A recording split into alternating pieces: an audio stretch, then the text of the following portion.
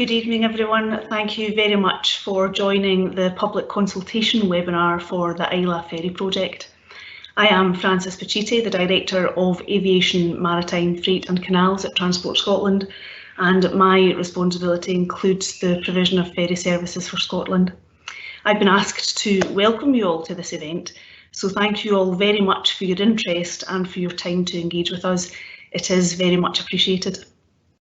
The purpose of this event is twofold. The first is to inform by providing an update on the work that we have been doing to date, and the second is to seek your view.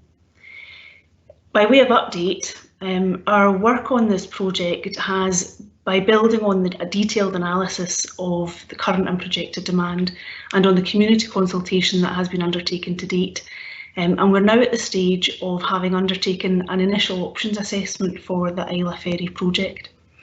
We're leaning towards a preferred option, although I would emphasise that no decisions have yet been taken, pending the views of you, the community who will rely upon these services. So we'll give you an update on what we have been doing, and that will include some feedback on how we have taken your previous expressed views into account. We're also seeking your views again this evening on the options analysis that we have undertaken and the information that we will give you tonight. So, for example, have we assessed the correct criteria? Is there anything that we have missed? And we're particularly keen to hear about issues affecting the communities that will be served by this vessel. It's important that we take those views on board now, because once we move further along through the preferred option, the process moves and we lose the ability to revisit those principles. So we very much welcome your contribution and your feedback, and in fact we rely upon that to ensure the success of this project. And finally, we're seeking your views on the consultation process itself. Thank you for all those who have contributed so far. We've already received a number of written contributions and questions. The volume of such is that it is unlikely that we'll get through them all tonight, but we will feedback separately. So this is an ongoing process of consultation. But we are always looking to refine and improve how we undertake our consultation, so we'd welcome any feedback from you either at the end of this session or in a follow-up to the project team. And I would say, please bear with us. We appreciate your forbearance as we're trying out this electronic version. It's a slightly odd format. It's a strange times through which we are all living, and I hope you're all keeping safe and well. But we don't have the luxury of seeing your faces or your reactions, so it feels slightly artificial as we can't see either the rapturous applause or the tomatoes that might otherwise be thrown at us. So please do make use of the Q&A bar that you have there, just to give us your feedback and ask questions as we go through. I'm going to hand over to Jim Anderson of CMAL to take you through an update on the project to date, and in doing so, welcome you again and thank you once again for your participation in this. It is very much appreciated.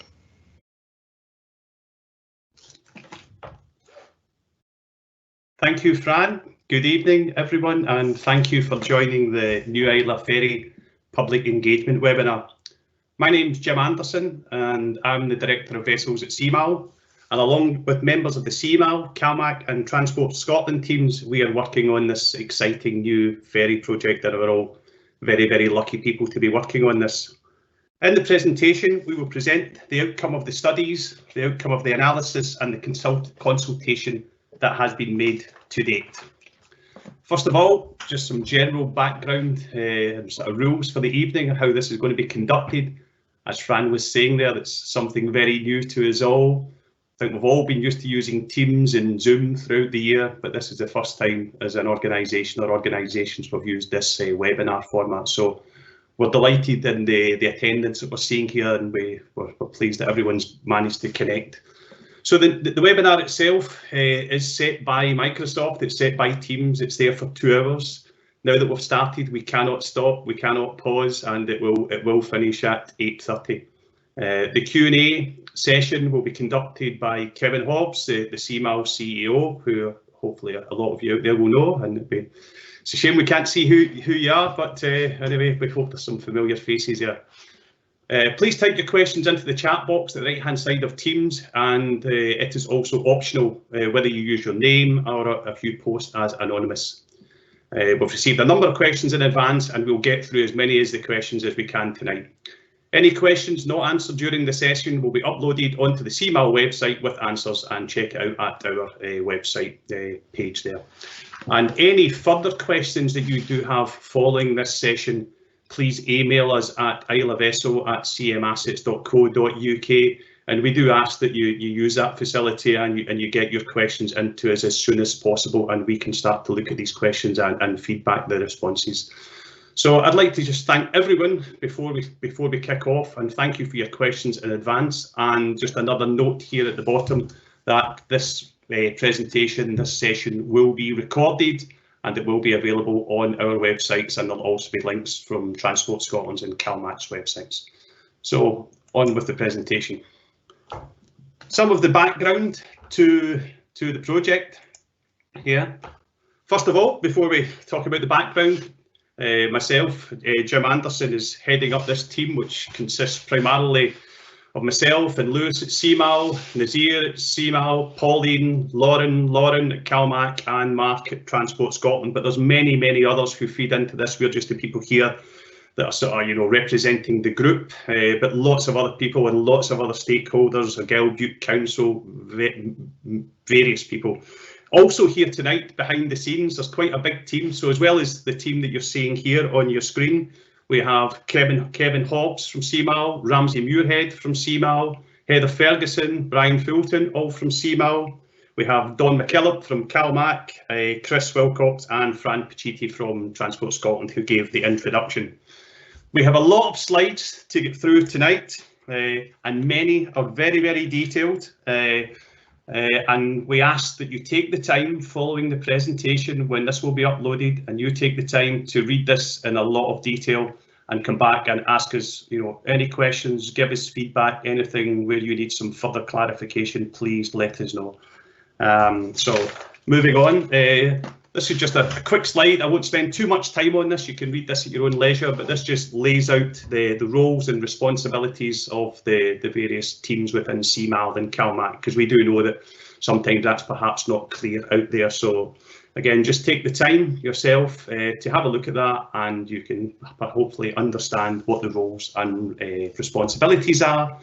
But I can say that it's a real collective effort here with this team, and it's one of the best teams that I've actually worked with in my close to 40 years come August of working in ship design and working in shipbuilding. So it's an excellent team,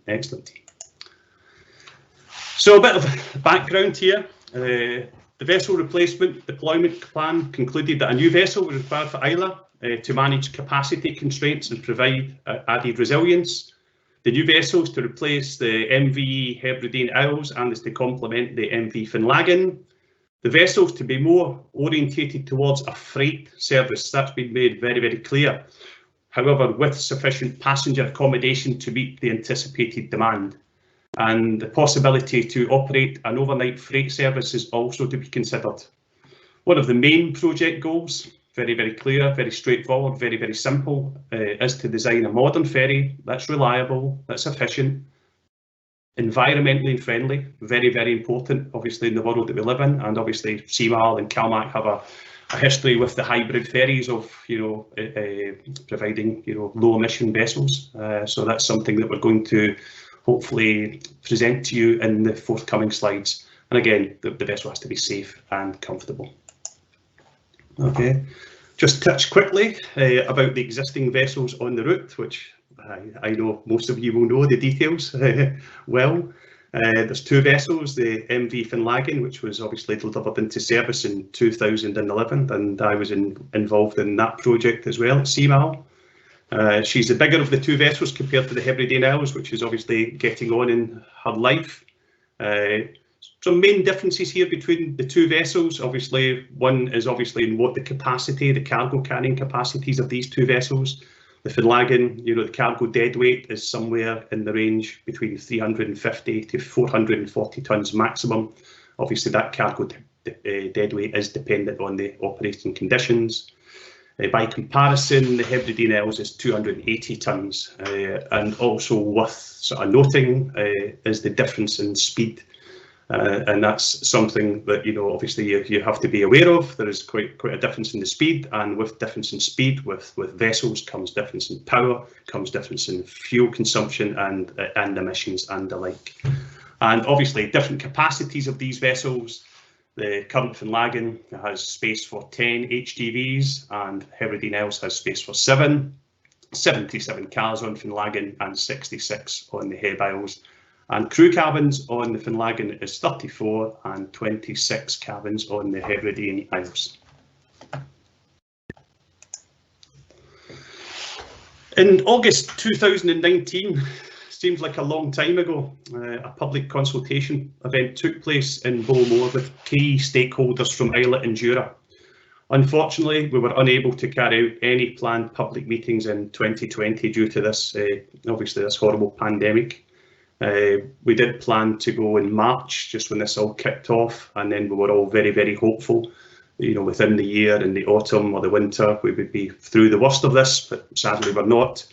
So hence why we have decided to carry out this webinar format. We like to think that the community engagement for the new vessel has been honest, it's been hopeful, and it's been open and helpful for all parties, and we will continue to engage with all parties and with the communities. We hope that we've listened to the key stakeholders and we have taken into account your comments and your feedback. Some of the main feedback that we've received in previous consultation is major item here is the need for increased freight capacity. Questions were asked about what will be the new vessel speed, what kind of timetable will the new vessel go on. Big question around fuel type for the new vessel. Questions about the reliability of the new vessel, the redundancy of the new vessel. Questions and considerations about how the mezzanine decks are going to be configured. The Finlaggan, as you will know, has one double mezz deck. And lots of questions about, you know, would it be possible to have a larger vessel size on this route that could provide the increased capacity? So that is something that they'll take on board, this whole requirement for increased capacity freight. Hence why, you know, that we're building a bigger vessel than the Hebridean Isles, or planning to build a bigger vessel. We have lots of questions about crewing levels on ships. That's a popular topic of discussion. There was lots of feedback on how many passenger numbers do we need. You know, why have some of the ships, you know, have, you know, what seems to be quite huge passenger capacity. So we've listened to that. We've looked at we've listened to what the future demand will be for the freight. That's been listened to. We also lots of questions asked at the time about what type of propulsion systems we will have on board the new vessel, and lots of questions that, you know, we keep being asked again about the vessel windage, and obviously that's a very, very important aspect for the ship handlers. We're well aware of that. There's lots of reasons why, you know, ships are getting taller. One of the main criteria that dictates that nowadays is really the increased garage height that we require on the new vessels. We will come on and talk about that, but that's another kind of item whereby it's increasing the heights of ships. But hopefully we can show you that we've done something about that on this feasibility studies. Okay, so that's me just giving a bit on the background. So as we go along, I've got this, we have this presentation in sort of different groups and different sections. So as we go along, I do encourage you to ask any questions through the chat box on what I've presented already. The team here are actively sitting waiting for your questions, and that means we can be in a good position to have some answers when we complete the actual slides. So please ask your questions in advance. Okay, the new feasibility studies.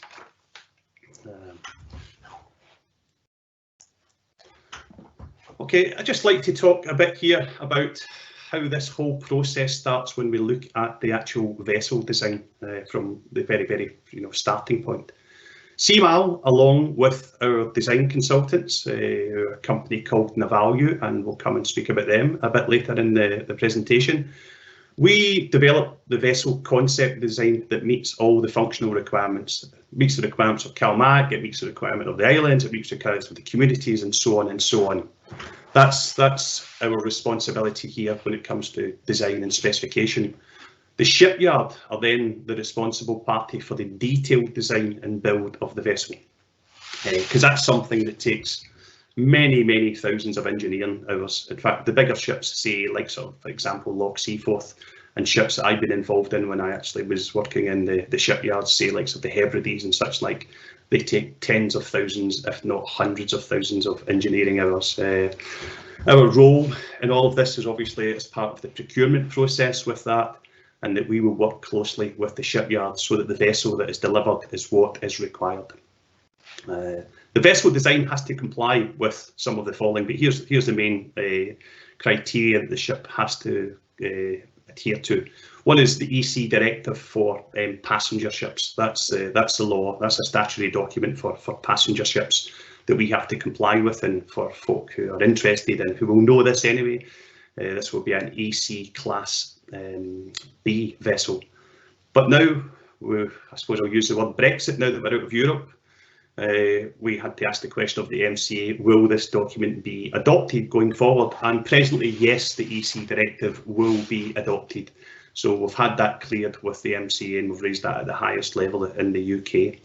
Where we also have to comply is with obviously the latest IMO regulations and with Classification Society, for example Lloyd's Register, who class most of the ships at the moment, with their rules and regulations, and also with the MCA's rules and regulations.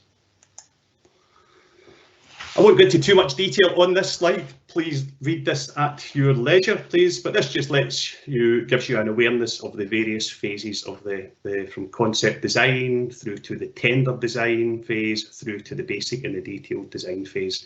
So very much at this early stage, once we've completed this consultation level session, and we move forward with the preferred option. Where we get to CMAL is to have a description of the vessel. There'll be a general concept, general arrangement, a preliminary lines plan, and initial weight estimate, and also very important, an initial speed and power prediction. And then the rest of these items are very much the areas that the shipyard very much focus in on. So I'd like to talk here more about, right, what are the actual requirements here for this vessel, for the new Islay ferry? What have we listened to? What do we need? What's important? Obviously, the most important, I would reckon, is service reliability. That's key. So that's recognised in the statement of requirements for the vessel, is to provide a vessel that is reliable. Top of the agenda as well is to be able to reduce the greenhouse gas emissions, a huge agenda item.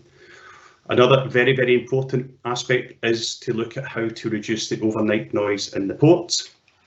And one of the other considerations that's come out through the consultation is to provide a vessel that meets the existing timetables, and also a vessel which would have the same crossing time as the MV Finlaggan. And obviously bear in mind this vessel is replacing the MV Hebridean Isles, but the desire here is to have a crossing time which is the same as the MV Finlaggan, which is a vessel which operates at around 16.2 knots. Other small items here is obviously the vessel has to bunker, and it has to bunker 2 times a week, so we have to be able to fit that into the actual weekly schedule.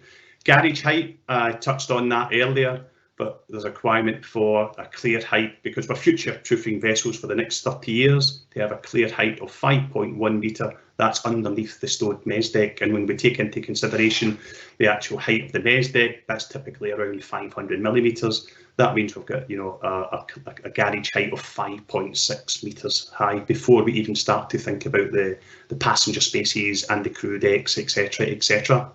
The dead weight and the payload for the vessel is to provide as a minimum the same as MV Finlaggan.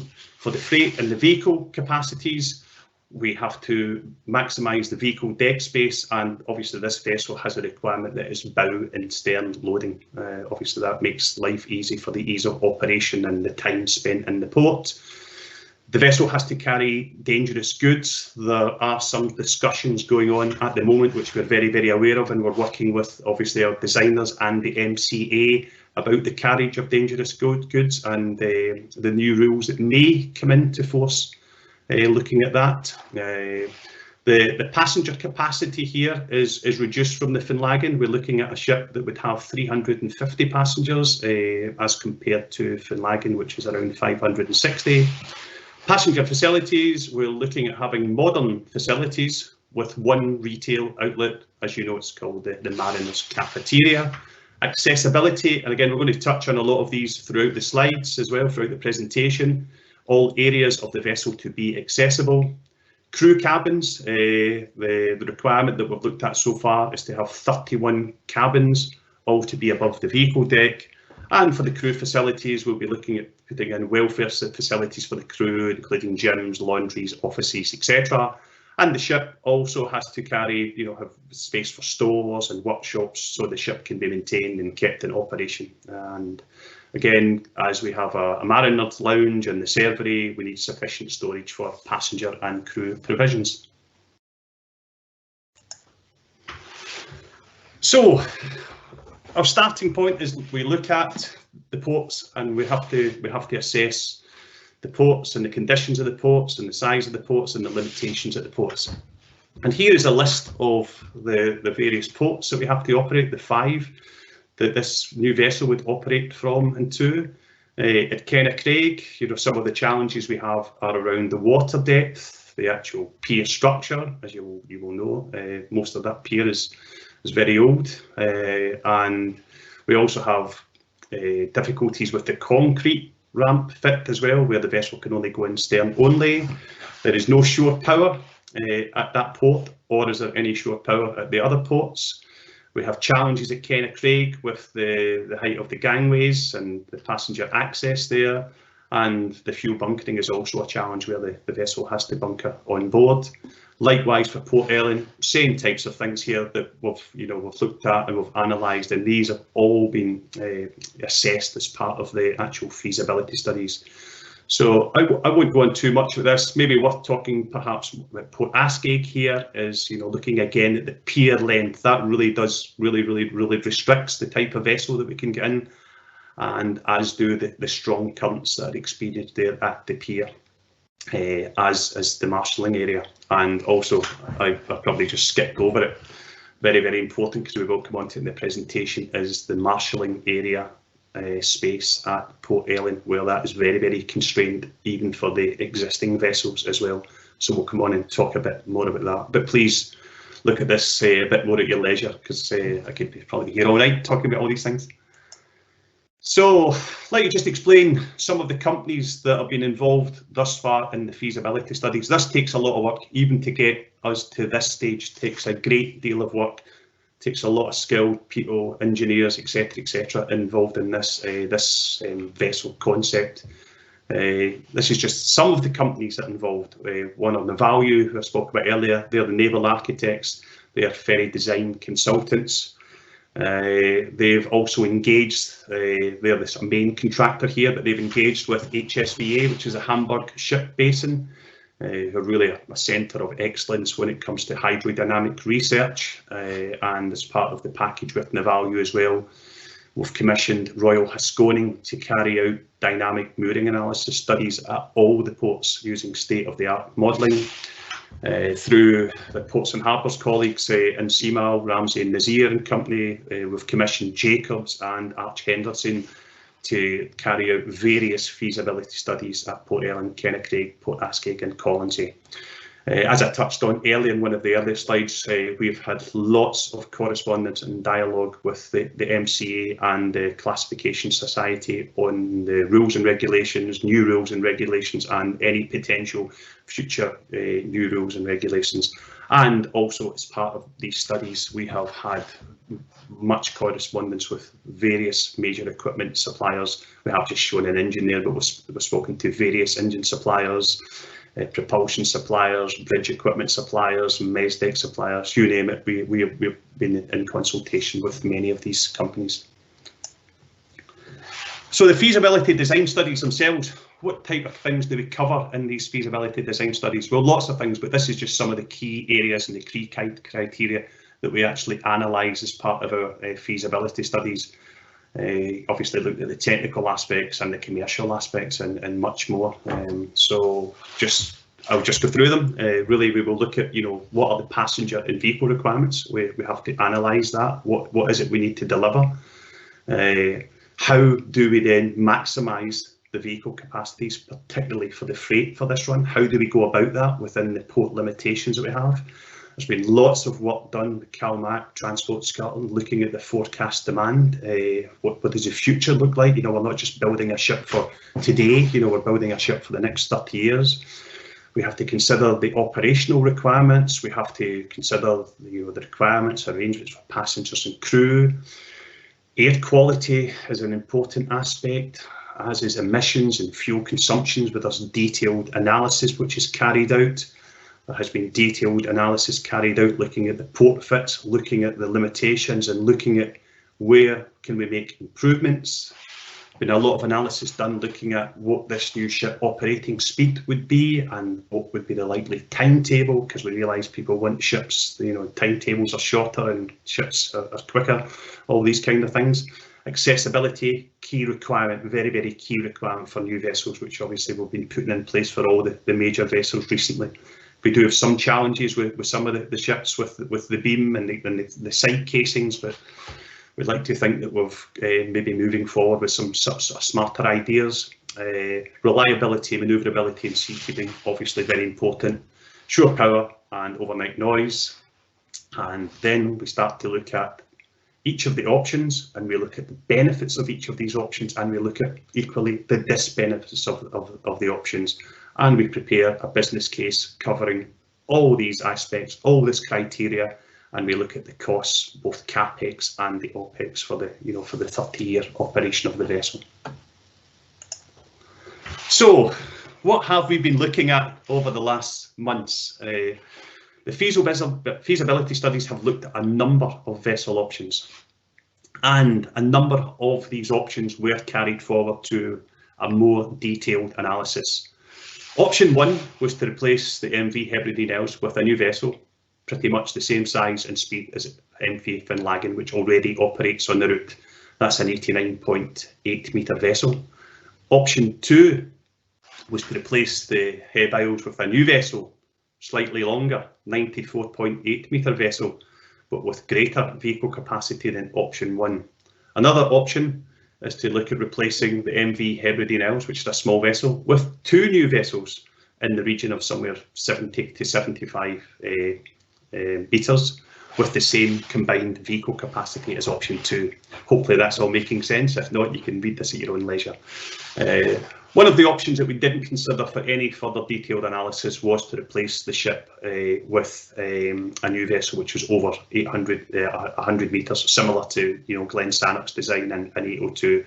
We did look at that in detail, but that's just not achievable within the port limitations.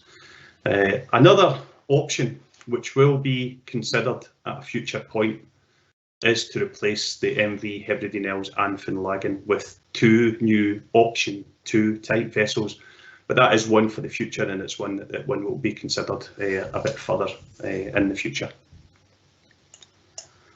So the detailed analysis and the 3 options that we're taking forward. As I touched on earlier, one of the options was to look at a vessel the same characteristics and same main particulars as Finlaggan, as is listed here.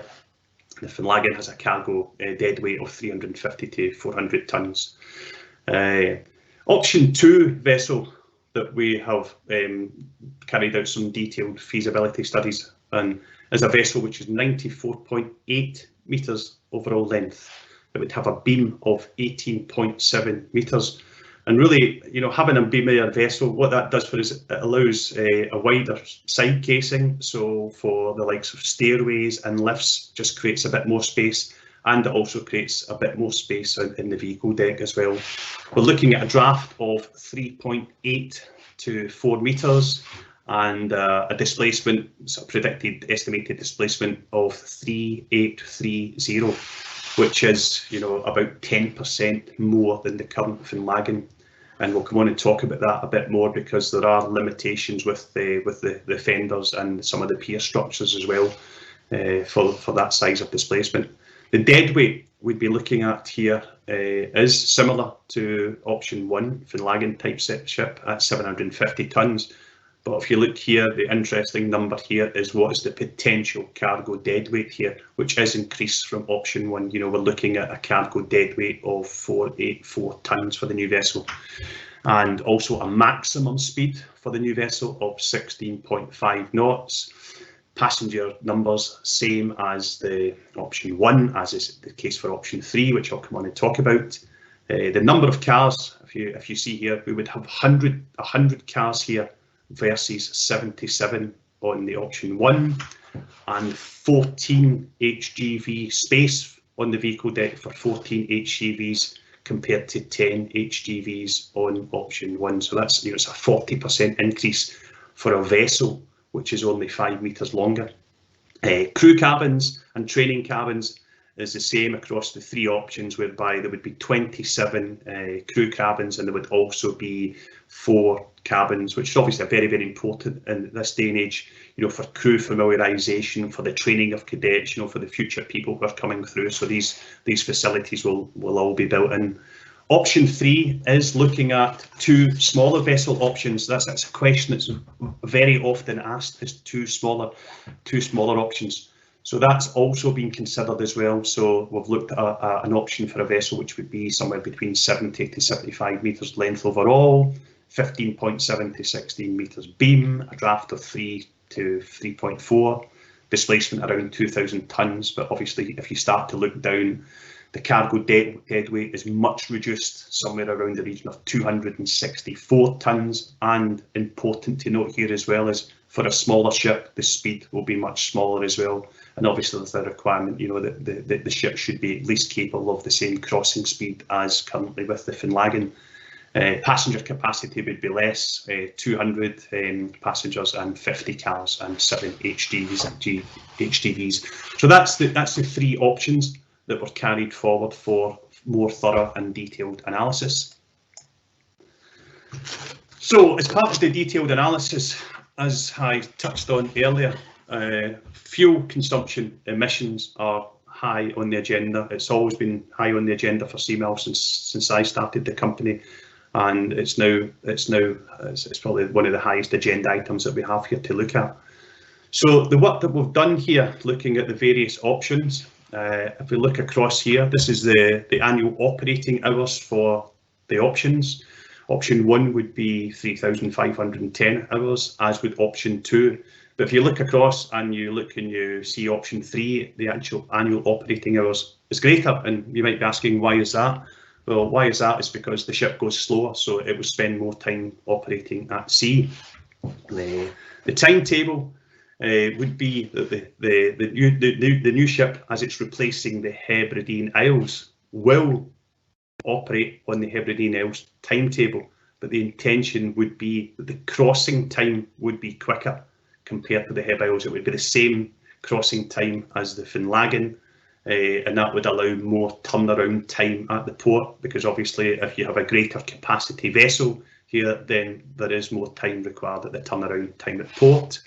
If we do look at the option 3, that would be the same as the Hebridean Isles current timetable, which would be 10 minutes slower than options 1 or 2. So these are some interesting numbers here that we come to when we look at the total estimated fuel consumption for the crossing.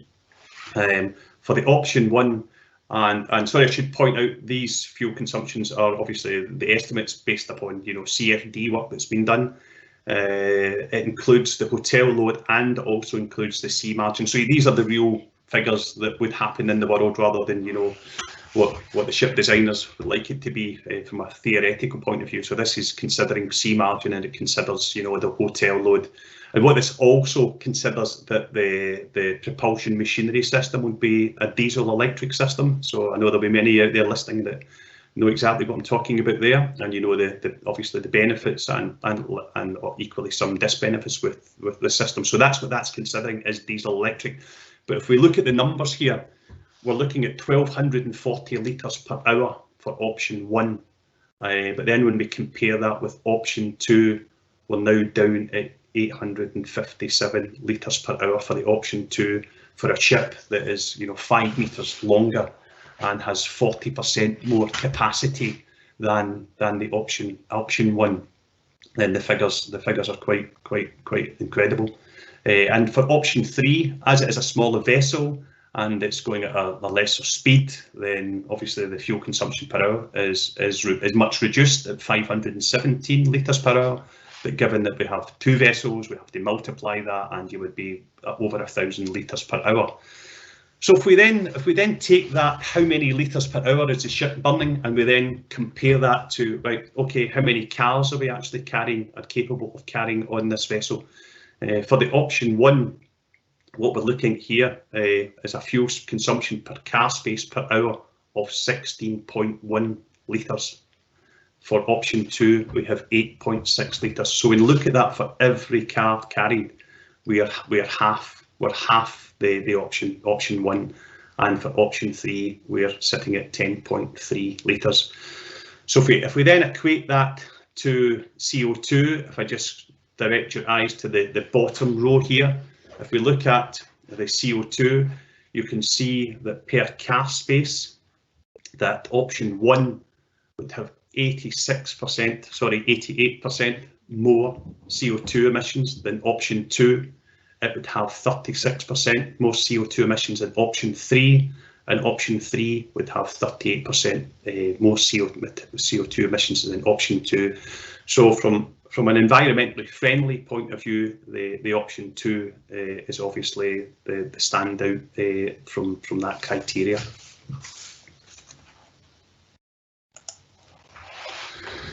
So as part of this ship, obviously energy efficiency is key. It really is key. How do we go about energy efficiency? How do we make the ships more efficient from what they have been previously?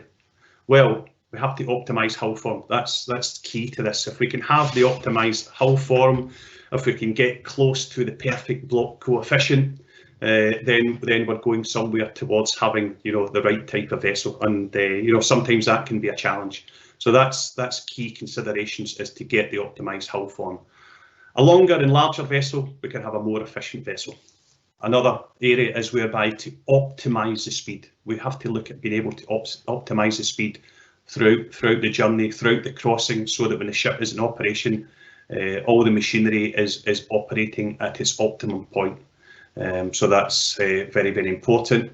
We have to look at low energy consumption throughout the ship. We have to look at super premium efficiency motors, LED lighting. We have to look at waste heat recovery systems, smarter HVAC systems, because these are all typical heavy loads, heavy hotel loads. We have to look at well-designed galley systems, hybrid solutions we have to look at. We have to look at battery technologies, and we have to look at hull coatings and the provision of shore supply. And at the moment, there is no shore supply available at any of the ports. So I am now going to hand over to Lewis Hamill, one of our naval architects, and Lewis is now going to take us through the next set of slides. Thank you, Jim. So hi everyone, my name's Lewis, and as Jim mentioned, I'm a naval architect and technical superintendent at CMAL. Just to give you a little bit more detail on the options that Jim's kind of discussed, as you can see here on the screen, we have the 3 options and just a very high level kind of basic layout of the car decks, in particular the main vehicle decks, just to give you an idea of the space that's available on the different options for HGVs. As we've discussed, obviously the importance of freight. So obviously these HGVs are based on a standard size of about 18 metres by 2.6 metres, with standard spacing in between them. As you can see for option 1, similar size to Finlaggan, we can carry 10 44 tonnes, so that's fully laden HGVs. And again, as we mentioned in our previous table, dependent on operating conditions. For option 2, which is the 94.8 metre vessel, we could carry, as you can see, there's space for 14 HGVs. Of course, these wouldn't be fully laden. As you can see, they're roughly around about 34.5 tonnes. And if we were to carry fully laden HGVs, then we'd be able to carry 11 44-tonne HGVs. And for the smaller option 3, again, obviously there would be 2 of these options, but for these we'd be able to carry around about 7 at 38 tonnes, or 6 at the fully laden 44 tonnes. Moving on, just to give you a kind of similar comparison for cars. Now, you may notice some of the figures presented here are slightly different than the ones we've shown in the table. That is purely because we're just showing what is available on the drawing, so what is on the general arrangement plan, as we say. So you can see here for option 1, we have around 65 cars. For option 2, 77 cars, and then for the smaller option 3, 57 cars. Now, all of these cars are based on a standard car size that we use normally when doing ship design, roughly about 4.95 metres by 1.95 metres. Again, in practice, this will differ because we have different size of vehicles, etc. So that's why we've got the 2 different figures for the cars. Jim, could you next slide, please? Moving on again, just very quickly to show you the comparison between hoistable car deck arrangements. So again, using the same standard size of car units. For a kind of Finlaggan size vessel, we would look to have 18 cars. Again, in practice, that may be slightly different depending on the size of cars. For option 2, you can see here we're showing a double mez deck on one side and a single on the other, which could take around 30 cars. The reason being that this just allows a bit more flexible loading for HGVs compared to having the 2 doubles. And on option 3, it wouldn't be feasible to have a mezzanine deck for the smaller option 3, so therefore we would have no additional cars for the mezzanine deck. Moving on, we have the passenger spaces. So just to give you a bit of kind of insight to what we consider for the passenger spaces. So as we've kind of mentioned before, passenger numbers are analysed using the forecast demand. Currently, we're looking, as we showed in the table previously, passenger capacity to be a maximum of 350. We are looking to provide all 350 seats internally. You maybe see some of our existing vessels where there's maybe a PC of 450, but there's maybe more of a 50-50, 60-40 split. We would still provide external seats, roughly around 100 to 150, and these wouldn't be part of the passenger capacity. Obviously, for the smaller option 3, we would obviously look to have 200 seats, and all 200 seats we provide internally with some external seating. The passenger layouts interior scheme will be and is being developed by an interior architect and will be aligned to the chosen vessel option. So we have done some kind of very high level basic work, which you can see in your right hand side here. This isn't dedicated to a particular vessel option, it's just to give you a kind of artist representation of what they could potentially look like. So this gives you an idea of a kind of central staircase idea, not too dissimilar to Finlaggan, maybe looking a bit more modern, and then obviously a kind of mariner's cafeteria idea. Some of the challenges that we have associated with the passenger accommodation, you'll see in the little graphic there. So accommodating and facilitating, so providing all the facilities we require for the 350 passengers. One that maybe people tend to forget about in the life-saving appliances and the evacuation analysis, particularly life-saving appliances. This tends to take up quite a lot of space within the passenger accommodation, particularly around life jackets, life rafts, the fast rescue boats, all these kind of items. A range of comfortable seating, so we don't just want to provide one type of seating, and for example recliner seating. We want to provide different areas, kind of cafeteria seating area, sociable lounges for families, quiet lounge, which we'll come on to in a second. And then again, of course, one of the things that we've touched on, which is hugely important, is accessibility for everyone. So making sure that every area of the vessel is accessible for absolutely everybody. Moving on to some of the facilities that we look to include. Again, all will be included in the different vessel options. So for example, what we're currently looking at is a mariner's cafeteria, which I'm sure most people will be familiar with. Pet lounge, a quiet lounge, a separate area where it's kind of shut off from the rest of the vessel. A kids play area, so important to have a children's play area. And again, as well as in the seating areas, as I mentioned, having the different types of sociable areas, family areas, these kind of things. Looking to provide kind of vending machine options, which gives you that kind of bit of something different. Entrance area and then information area. Currently, we have the plan to provide one retail outlet. So compared to say Finlaggan, where there is a mariner's cafeteria and a coffee shop. So as we say there, the retail outlet would take the form of the mariner's cafeteria. We haven't yet confirmed any decisions in this. Again, it would be great to hear your feedback on this. We would look at potentially operating with reduced operating hours, but it will be supplemented by the vending offering, as I mentioned above. Again, we've shown a little artist representation there of a kind of mariner's cafeteria, looking into the mariner's cafeteria servery, just to give you an idea of what we could potentially have on a new vessel. Moving on, as I kind of mentioned, accessibility, hugely important, and it's something we obviously have to keep improving on. We have tried to implement during the Loch Seaforth, then moving on to Glen Sannox and 802, and again with this vessel. So the new vessel options, again, regardless of which vessel, it will align with best practice in the quality and accessibility guidance standards. And kind of some of the standards that we look at are such as DIPTAC, which is a UK kind of standard, MAX, which is a Scottish standard, and then of course we take guidance from the MCA. Lift access, as we have in kind of most of our modern vessels, will be provided from the vehicle decks to both internal and external passenger areas. Again, lifts connecting the internal areas and also out to the external seating areas. Just on your right hand side there, we have a little graphic, and it just gives you an idea of the accessibility features that we'll look to include. In terms of the number of lifts and stairways, so we probably look to provide 2 lifts, regardless of the vessel option, along with the stairways. Increased widths of passageways in the actual passenger lounge itself, so looking around 1200mm to 1500mm spacing, compared to maybe some of the existing vessels where we only have about 1 metre. Designated wheelchair spaces and priority seating, so for example, if a recliner is removed and it's a space for a wheelchair, having it designated so that people maybe don't put bags down, dogs aren't taking up the space or something like that. Changing place and accessible toilets. So on our kind of new vessels, we're including changing place facilities. So the idea would be that one deck would include a changing place facility, and the other deck would be a more kind of standard accessible toilet. Height adjustable tables within the cafeteria. You may be aware of these on Finlaggan and Loch Seaforth. And then double height counters, particularly around kind of servery counters, reception counters throughout the vessel. And just to jump back to the text there, down at the bottom, you see, so option 2, out of the 3 options, due to really the size of the vessel, the length and the beam in particular, it provides the greatest accessibility for passengers, in particular with regards to, as I mentioned there, lift sizes. Jim had already touched on it.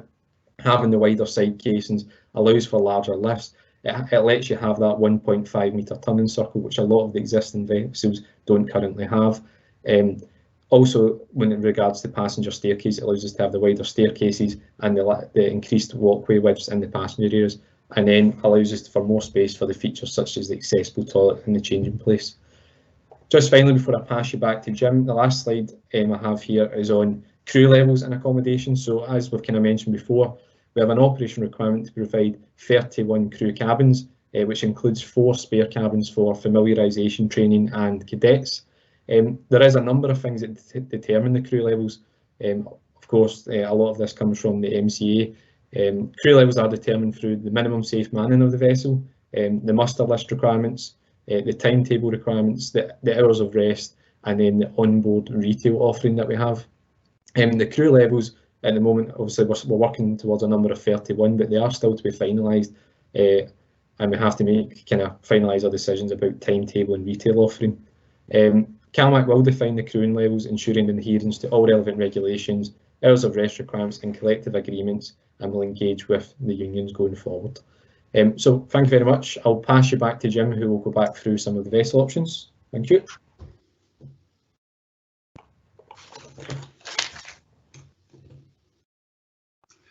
Thank you, Lewis.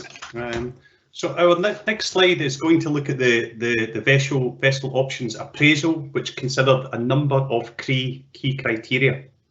Each of the criteria here is given a ranking for each of the options. Rating 1 in green being the top ranking with the greatest benefit, and rating 3 in this kind of pinky colour, if you can see it, being the least benefit, or indeed in some cases a disbenefit. So this is key, is what you have to do is your options appraisals for your business case. We're following all the guidance here that's published from Scottish Government, and also there's the UK Government for the Green Book that they call it. So this is all in lines with the guidance of presenting your business case and your benefits and your disbenefits. So these are the key criteria that we consider, and again, I'm sort of aware of time, you know, we're already well into this presentation, still with so many slides to go. But if you actually look at this, and if we just take a few examples here, and we can look at the capital costs of the vessels. This is looking at the vessel options here at the moment. The capital costs of the option 1 vessel being, you know, the Finlaggan size is green. The option 2 being amber for the 94.8. But that amber is close to green because we have received some, you know, indicative type prices for 89.8 metre vessels, for 95 metres vessels, and there's not a huge great deal of difference in the actual steel because pretty much the rest of the vessel is the same. And looking at the option 3 for the capital costs, that's in pink, a rating 3, because obviously buying 2 smaller vessels, the capital expenditure for 2 smaller vessels will be well in excess of, you know, the price of the options 1 and option 2.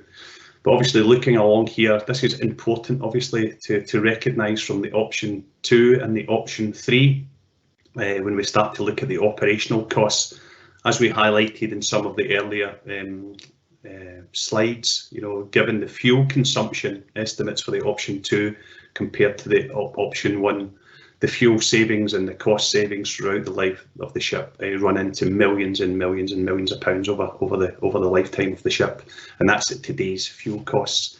And equally for the option 3, although the combined fuel costs wasn't hugely greater than the option 2, we're then operating a vessel that has 2 full crews. So again, the costs increase substantially. So I ask you to spend some time, look at this in your own leisure, and please come back and ask us some questions on all this. But as you can see, when we consider the option 2, there's a whole lot of this key criteria that was ranked number 1 for option 2. So the conclusion of the comparisons, the detailed analysis concludes that option 2, which is a 94.8 metre vessel, has several significant benefits compared to options 1 and options 3, as well as the existing vessels currently serving the route. And option 2 is the emerging preferred option for the route. However, for option 2 and its corresponding benefits to be realised, some port enabling works are required. These have been identified and we will provide further details in this presentation. And as I touched on as well, the outcome of all these feasibility studies will be presented within the outline business case. So option 2, just to talk more about the numbers, when we compare it against the existing vessel Finlaggan, or the existing large vessel Finlaggan, the comparison, when we look at the emissions, the option 2 would have 31% less emissions than the Finlaggan. That translates obviously to lower fuel consumption, 31% less fuel consumption, and annual fuel savings in the region of £550,000 per year at today's fuel costs. The total energy reduction will be 28% less daily energy. We are also looking for these options that we're looking at providing some improved redundancy within the machinery plant as well on the vessel. So the diesel electric propulsion system is being considered for this vessel. So rather than, you know, conventional diesel mechanical on most of the bigger vessels with the 2 main engines, gearbox and shaft lines, we'll be looking at an arrangement perhaps with, you know, 3 or 4 gen sets. As we touched on earlier, the vessel option 2 can be designed for optimised speed for open passage and through West Loch Harbour, and we've already carried out studies to see the effect of the option 2 vessel as it would operate in the West Loch Harbour, where the existing vessel Finlaggan requires to slow down greatly. The option 2 would still have to slow down somewhat, but not to the extent of option 1, the Finlaggan. Increased car capacity, 100 versus 27 PCUs. It's the standard term for the car unit. Increased HGV deck space, 14 versus 10, as we've touched on, a 40% increase, and also increased hoistable car deck capacity. And we're also looking at increased manoeuvrability on this vessel with the fitting of azimuth and thrusters. We have been asked several questions actually into the Islay ferry inbox about various vessel designs. So as part of the studies, we've carried out some detailed analysis looking at catamaran designs. This table compares the option 2 monohull and a catamaran design, both according to the same design brief and vessel requirements as has been detailed in the earlier spec. So that's looking at what we need in the way of passenger accommodation, what we require in the way of crew accommodations, service spaces, stores, workshops, and all the rest of it. So that's now, we're comparing apples with apples from, a design point of view, looking at, a monohull design and a catamaran design based on the same design brief and the same set of requirements. So that's all presented here. So if we actually look further down the tables, there's really not too much difference in the way of the fuel consumption. The monohull is slightly better, about 4% compared to the catamaran design. But obviously, given that this ship is centred around freight, that's one of the major requirements is to increase the capacity on this vessel. The comparison of the deadweight between the monohull and the catamaran is 484 on the monohull compared to 382, and car numbers pretty much the same, passenger seating pretty much the same, but from an HGV point of view, there's deck space for 14 HGVs on the monohull and 12 actually on the catamaran, and the crew cabins and training cabins would be the same for both.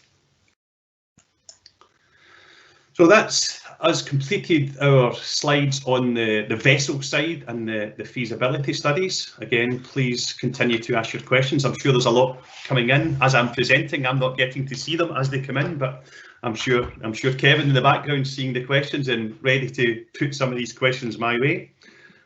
So please put your questions into the chat box. So as part of this, Ramsey and Nazir and team, along with Arch Henderson and Jacobs, have been carried out very much detailed feasibility studies, as have we on the vessel side and our consultant ferry designers, looking at all the port fits and the terminal fits. There's been a whole lot of work that's been carried out looking at this very, very early stage. For the option 2, as we touched on, there would have to be an element of port enabling works included, and what that would look like is dredging at Kennecraig and Port Ellen and Colonsay to allow the 3.8 to 4 metre vessel. So that's for that deeper draft vessel. There will be disruptions likely during this type of works, and the phasing of these works for this option 2, which is being considered, is currently under investigation. But this would obviously benefit option 2 and would also future-proof the port. And again, any works that would be carried out at the ports, we do obviously appreciate that disruption is not ideal, but there would be some benefits that, if there's work being carried out, there's, obviously it could be subcontractors coming in, but you'd like to think that local businesses would be benefiting somewhat from that. At Port Askaig, as we touched on as well, the overhang at the vessel, the current Finlaggan overhangs the vessel. The 94.8 metre vessel would overhang the pier by an additional 5 metres. And we have to consider the strong tidal flow in that region. So there's been lots of work that's been carried out on that, and we'll come on and talk about that. And we've made an assessment of what could be put in place in the way of a mooring aid that could actually counter that. So been lots of work. Again, there would be disruption likely during this works, but the phasing of the works is currently under investigation. And this mooring aid could also be used to the benefit of MV Finlaggan. The benefits of all this is it allows a vessel, a 94.8 metre vessel with increased vehicle capacity, with lower operating costs, with lower fuel consumptions and lower emissions. And as I touched on, we have to appreciate that disruption, and we do appreciate that disruption is not ideal. However, we have to balance this against the benefits of the option 2 vessel, which far outweighs the costs of the port enabling works. Going to tell you a bit here about some of the plans from Ramsey's team. I'll do this part of the presentation looking at Kennacraig, as we're calling it, Kennacraig Phase 3 development. The old pier and the terminal building at Kennacraig are now nearing life expiry, and their replacement is included in CMAL's asset plans. A new pier is planned regardless of the vessel option, and the options for the new Islay vessel are now being investigated around the plans for the pier. So we're doing both things at the same time, which obviously is almost like living in a perfect world when you're able to do that. Sorry, this work is necessary and it's overdue. And whilst the current structure is safe to use, it cannot be maintained indefinitely. Permission to undertake works associated with the 2009 Harbour Revision Order has now lapsed and will need to be applied for in order that the full scope of works can be undertaken.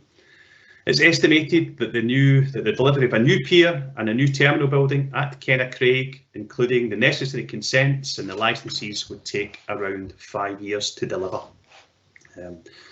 A feasible solution has been identified and costed for a temporary solution to accommodate the service for duration when the new pier is being built. Port Ellen Phase 2. Let's talk about that. But it's obviously a very interesting subject. As we've highlighted earlier, the current marshalling area at Port Ellen is undersized for the existing vessels, and the terminal building is also nearing life expiry.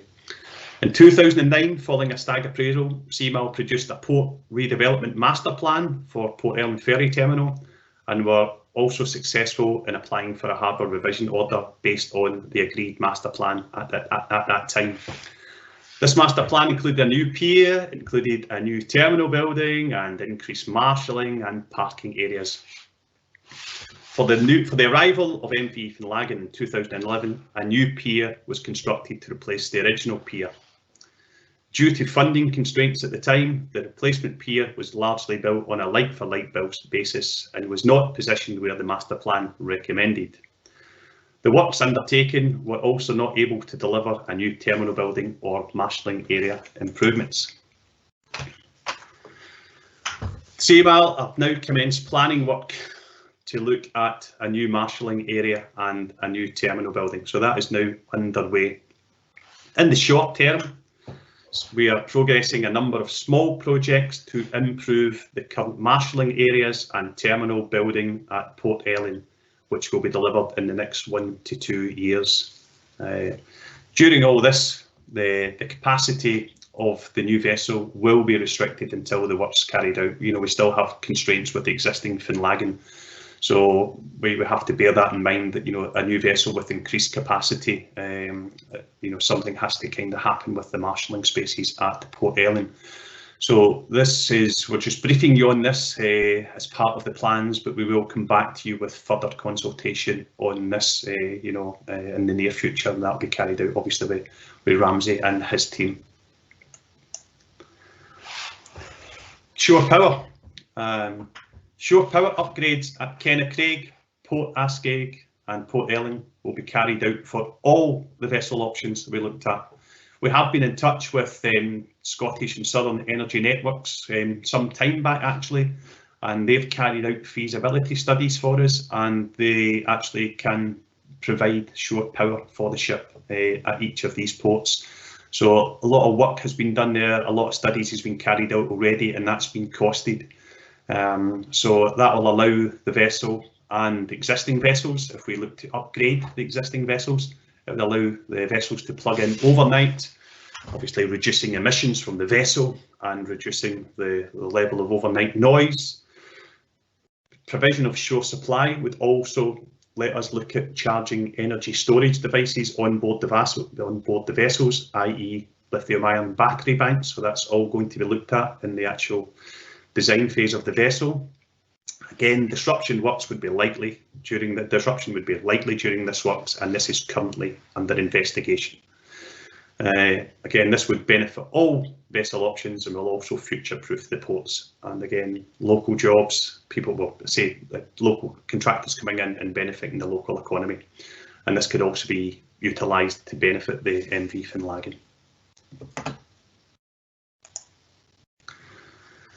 We have carried out, along with Navalue and Royal Haskoning and Calmac, everyone's been well involved in this study. We've carried out dynamic mooring analysis studies for each of the ports for vessel options 1 and 2, which are obviously the bigger vessel options of the 3. The studies highlight any issues with the vessels berthing at the respective ports during various wind and tide conditions. And the studies have concluded that both vessel options 1 and vessel option 2 can berth safely at all of the ports. Option 2 provides greater reliability and can berth in more challenging conditions when compared to option 1. And we've assessed that obviously for both sides of the pier at Kennacraig and at Port Ellen has been considered, and basically that means the pier is available for all operations. So lots of good work has been done there, looking at the mooring and the safe tying up of the vessel. So I think that's maybe taking us to the end of that part of the subject. So again, lots of information coming at you at once there on the port feasibility studies. So please get in touch in the chat box, or email us to the email inbox. But we will be following up with further consultation in the near future on this. And now I'm going to hand over to Mark Hoskins from Transport Scotland, who's going to speak a bit about the freight service. Thanks, Jim. Good evening, everyone. I'm Mark Hoskins for Transport Scotland. I'm one of the project managers in France team. Firstly, just to say thank you very much for joining us. I appreciate it's been quite a long presentation that everybody's had to listen to, but I'd like to now take you through an update on our analysis of the additional freight services and the conclusion that we've now reached on that. So basically, we've looked in depth at historical data provided by Calmac, along with our own vessel replacement and deployment plan forecasted figures. We've also, as well as those sources, had included analysis of the Islay logistical study, which was commissioned by the Highland and Island Enterprise, Argyll and Bute Council and the Scottish Whisky Association, which was conducted back in 2019. And I think it's probably worth saying that the future projections that we've analysed, or we're basing our future projections on, are based out of 2019. I'm sure everyone appreciates the impact of COVID that everybody's had to experience during 2020, and I think it would be wrong to actually try and use any 2020 figures as a baseline to try and provide accurate projections. That's not to say that we haven't actually looked at the figures for 2020 as well, so we have a grand overview to try and ensure that we're looking at this in its entirety. So as a group, we've spent quite a considerable amount of time on this matter. We understand its importance, and what the analysis has shown is that the current VRDP figures, the forecasted demand figures of those, are tracking almost identical to the actuals that we've seen. So where it's felt that, I think the sister model, the general feeling was that it's deemed to be a more generous reflection of the forecasted demand. So based on all of the analysis, it's shown us that the vessel will meet expected demands. However, we have identified a couple of pinch points during the summer peak period. Now, whereby we predict an average of 2 sailings per week that will experience some demand constraints. So therefore, what does that mean? So that really means, in a sense, that customers may not get their preferred sailing of choice, but they will definitely be able to pick another sailing on the same day. So ultimately, the conclusion that we've derived from all our analysis that we've conducted is basically the additional freight service for the island will not be required on the route until at least 2028-29. Now, it does seem like a long time away, and we appreciate that. But that said, we also are appreciative that the SISRA demand projections have potentially suggested an earlier requirement and a greater demand, but certainly we need more time to look and determine if that's the case.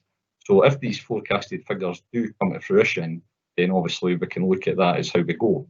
So initially, looking at this, we predict that we have about a 4-year window during which time the demand forecast will be closely monitored to identify any variations on the projected forecasts that we've identified. So this in turn will allow us to plan more accurately and to ensure the service is viable for all. Now, out of the analysis, looking at, and not just numbers, looking from an operational perspective, there's also been things that CalMac have identified from us from an early stage and some of the issues that may be encompassed, and they're not easy to overcome. However, that said, basically, sorry, let me go back a wee bit just to try and elaborate a wee bit on the operational issues. So, for example, you've probably seen in some of the previous slides, one of the key challenges it's providing us is the accommodation for crew on the ship. Now, I think Jim had covered that in his previous slides regarding Windage. Accommodation on board does really not provide us as an option, and the impact of that is on windage of the vessel, thus reducing the reliability. It then impacts on the cargo deadweight, and therefore it then has an adverse effect on its capacity. So really, further consideration is now having to look at what do we do with the crew if a service is introduced. So that's something that's came up in analysis. But that said, the time is going to allow us, as I've said, the 4-year window will allow us to look at what action can be taken if and when the freight service is going to be required. Therefore, when it is required, it should then be implemented smoothly because we've obviously captured everything that we've uncovered. So I think it's also worth noting some of the points of the vessel, which we've touched on, which is the vessel is designed to perform an additional freight service, be it overnight. The preferred option, as we've spoken about, has double the capacity of the current vessel in services, the Hebridean Isles. And I think, as Jim has alluded to in an earlier slide, it's currently got 40% more in Finlaggan. So that said, we appreciate that, obviously, and sorry, one other final point we wanted to look at and consider for the community to consider is that there may be a third-party operator who may look to introduce a freight service. That's something we've also had to consider as well. We appreciate it's very difficult to plan. We've done our utmost to try and plan as accurately as we can, and we are confident in the numbers that we've obviously looked at and the conclusion that we've brought. Now, I appreciate that there'll probably be quite a variation of questions on this, and I'll be more than happy to try and answer these with my colleagues. As Jim said earlier on, if you type into the box, we'll certainly try and get them. That slide there, sorry, I should have said that earlier, Jim. That slide there gives a sort of appreciation of the operational issues. The cross, as we said, that's really the main one, which is crew accommodation. We can't have them on the vessel due to windage, due to obviously capacity, due to cargo deadweight. Therefore, an option we'd have to look at is where do we put the crew on shore. So, I mean, that's something that's been identified at an early stage. So if anything, it's just to try and give that sort of level of confidence that everything has been looked at. We believe our numbers are good. We believe they know what they're saying. And the only, just to not be repetitive, the only pinch point we think is in the summer period, slightly, there'll be on average a couple of sailings, but effectively everybody will still get on the date they choose, perhaps not the time. So that's pretty much where we've got to on that. And as Jim said, I'm happy to try and take any questions and answer what we can. Other than that, that's thank you for your time. Back over to you, Jim.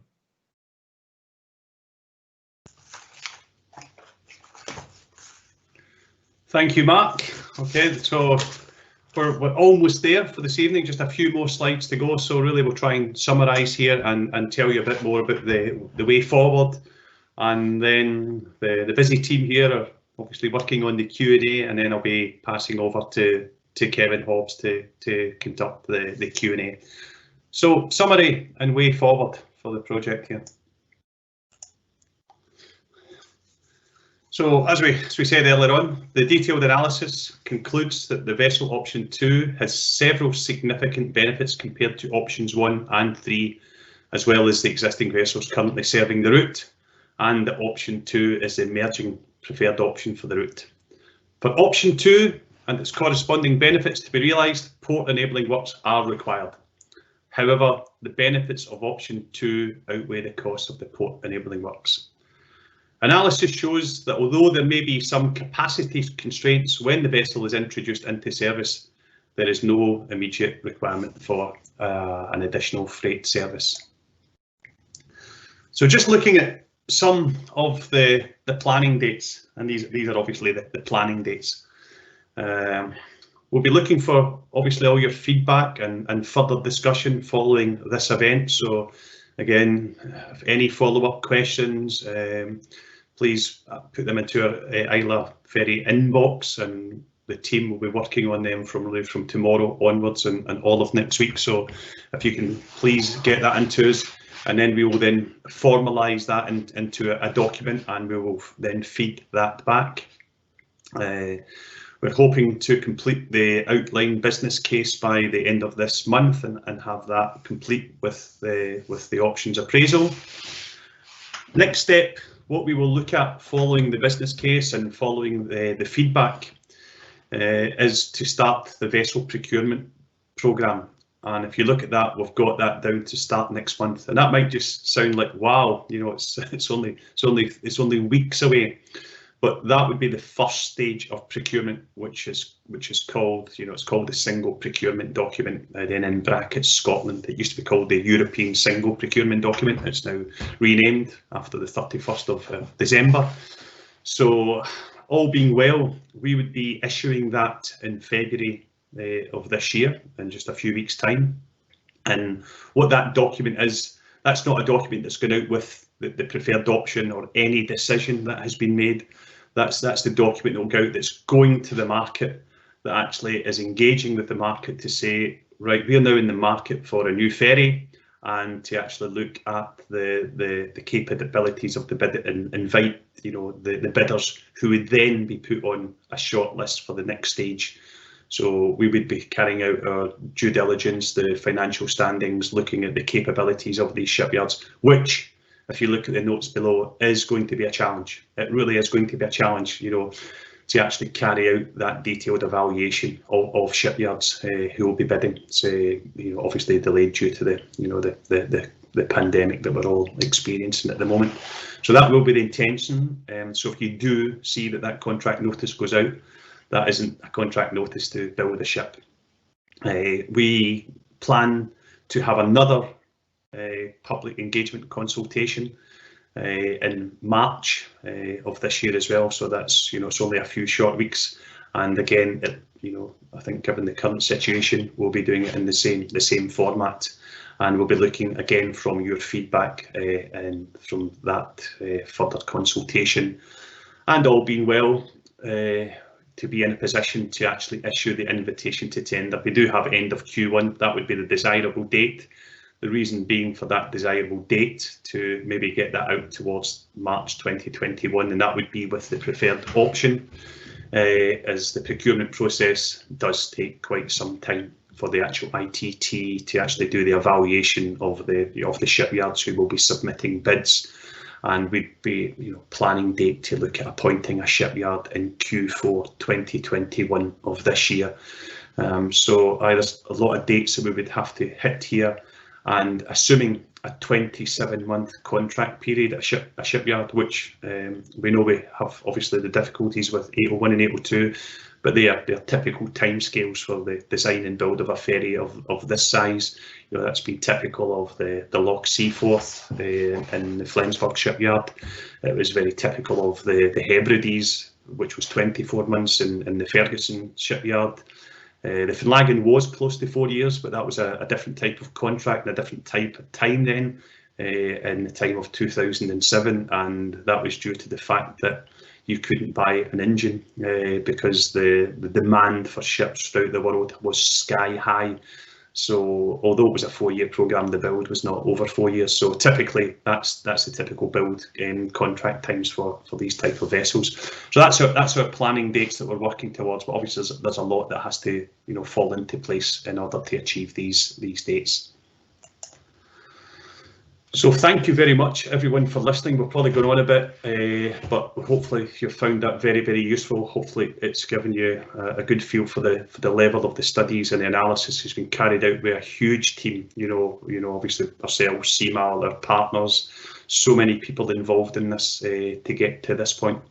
So please, if you have any further questions, please type them into the chat box, and again, visit our website for any further updates on the Q&A and additional questions in the Islay inbox.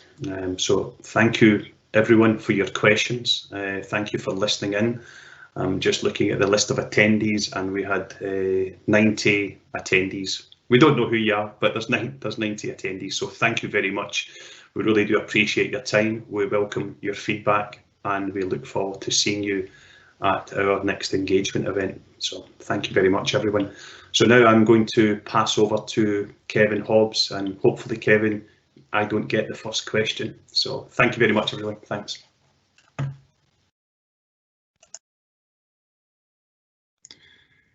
Yeah, good evening, everybody. By way of introduction, I'm Kevin Hobbs, the CEO of CMAL. Hopefully a number of you will know me. I hope that you find everything you've heard this evening useful and informative. That was the whole intention of this, and just not to over reiterate it, but this is a formal consultation. As mentioned by Francis, there's been many questions, and it won't be possible to answer them all. But just to reiterate what was said at the outset, we have captured them all, and we will be spending the next week or two answering every single one to the best of our ability.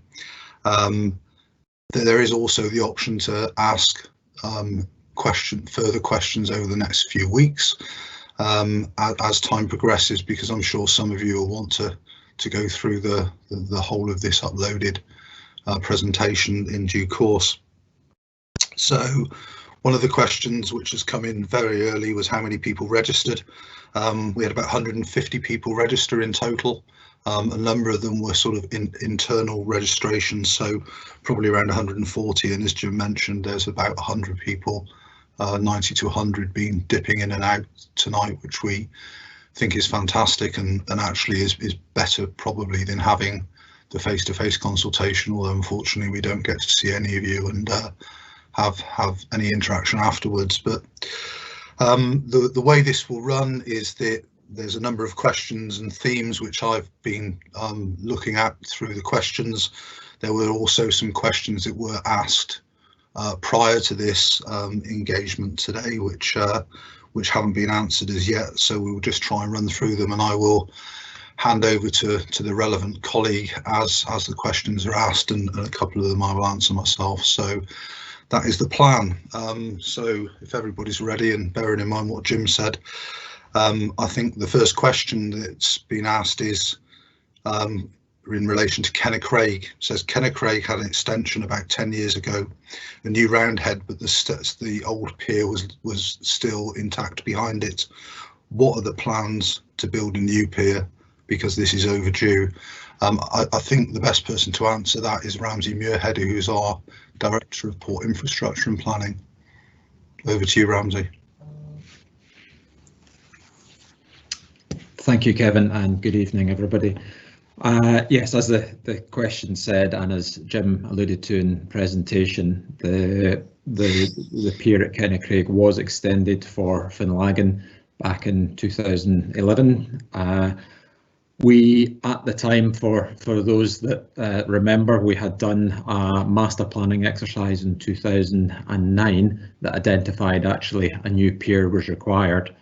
The works we did for Finlaggan, unfortunately, due to funding constraints, didn't cover that new pier, and as a result, the new pier has been on our list of projects to do for quite some time. And I think Jim alluded to in the presentation that this work needs done anyway. So we are picking this project up, we hope, in this coming financial year, or this calendar year, to start that work. And we think it should take around 5 years to go from effectively a standing start to get all a new harbour revision order and get that constructed and in place. Clearly, as you've seen from the presentation, the vessel should be delivered before that. So again, as Jim alluded to, we will be doing some enabling works to ensure that the old pier can, for hopefully only a year or so, accommodate the new vessel, assuming we go for option 2. Okay, back to Kevin. Yeah, thank you. Another question that's come in is, it says freight is an important aspect, and the predicted volumes are due to increase significantly. Would it not be better to build a pair of sister vessels and ensure that there is resilience for many years to come and potentially reduce the build costs?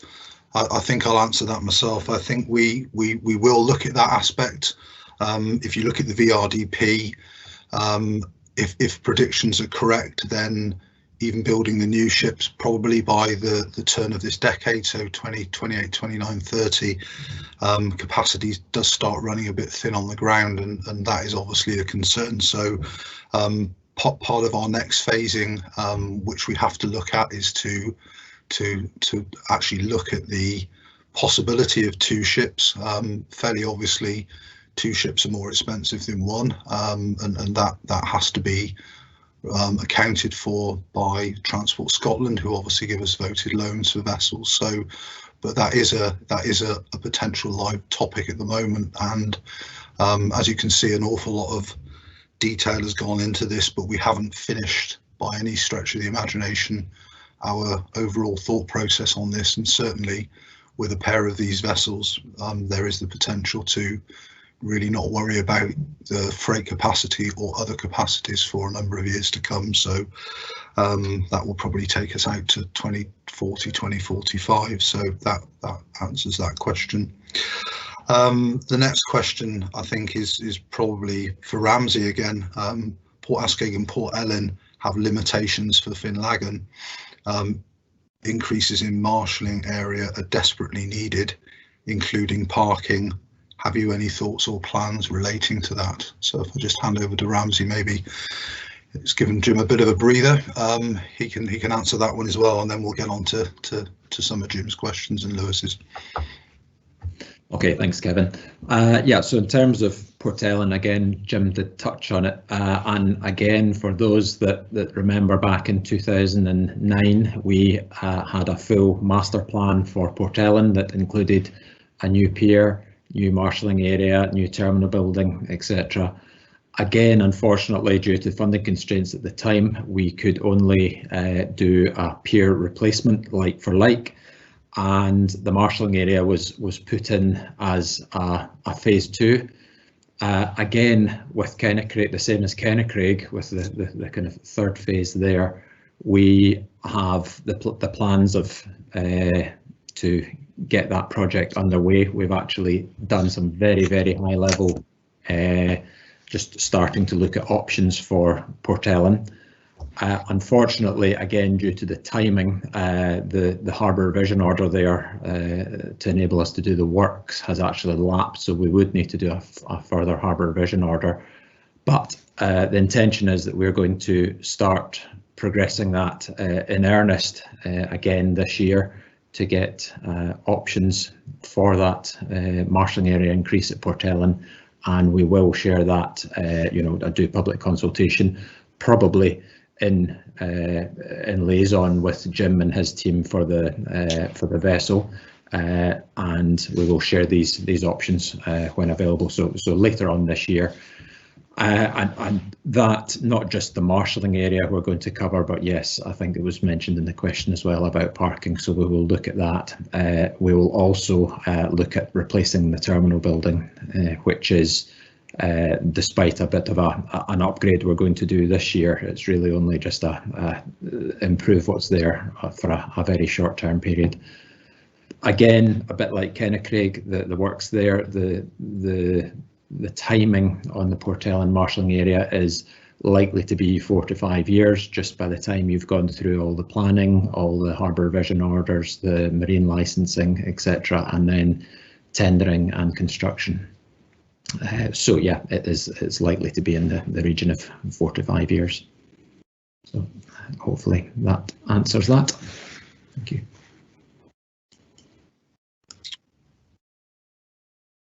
Okay, back to me. The There's a question come in here, which I think is probably best answered by Lewis.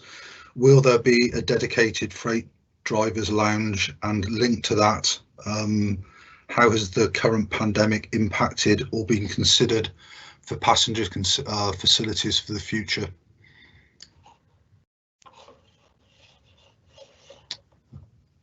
Thanks, Kevin. So in terms of the driver's lounge, at the moment we're looking to not provide a driver's lounge, just on basis of the space of the passenger capacity, particularly with regards to obviously trying to provide quiet lounge, all the various different seating areas that we have.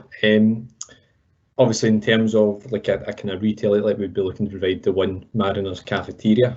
And sorry, Kevin, what was the second part of that question there? It was to do with the current pandemic, and has any thoughts been given to the impact that might have in terms of social distancing, etc., etc. Yeah, it's a very good point, and something we're obviously looking into just now. Obviously the designs that we're kind of looking through for the different options are at a very early stage. In terms of seating arrangements, it would be very unlikely that we would consider this. Again, it would obviously just on the basis of the fact that it is a ferry and trying to find the space in a ferry for all the seats being so far spaced out. In terms of, it's something we have considered to be looked at when looking at queuing for, say, the Mariners cafeteria service, making sure that there is enough space for queuing so that you are queuing maybe with a 1 metre social distance. Again, the 2 metre social distance, a ferry space is obviously a restriction regardless of the options that we'll look at, considering the largest special option is 95 metres long. So it's definitely something that we are trying to consider moving forward. But I think that answers that. Pass you back to Kevin now. Thank you. Okay, the next one I think is slightly policy and slightly CalMac, but there is a question saying, why are you bothering with a cafeteria at all? A simple coffee shop would do for a 2-hour crossing. There's equally a number of questions revolving around, is having a single cafeteria enough?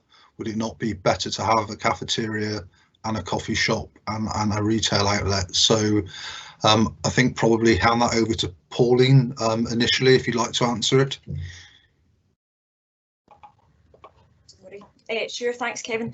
The actual responsibility for specifying the onboard offering rests with TS and not CalMac. To inform that decision, we have provided information to Transport Scotland at their request of different retail configurations. That's all been provided, and it might be something that the Transport Scotland want to provide some further information on. Okay, thank you for that. Is there anything that Mark you would like to say, or possibly Chris Wilcott?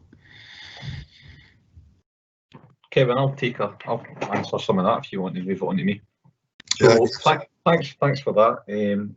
As Pauline's stated, that yes, CalMac have provided us with various bits of information, various options and stuff like that. So just to sort of emphasise the point that a decision hasn't been taken.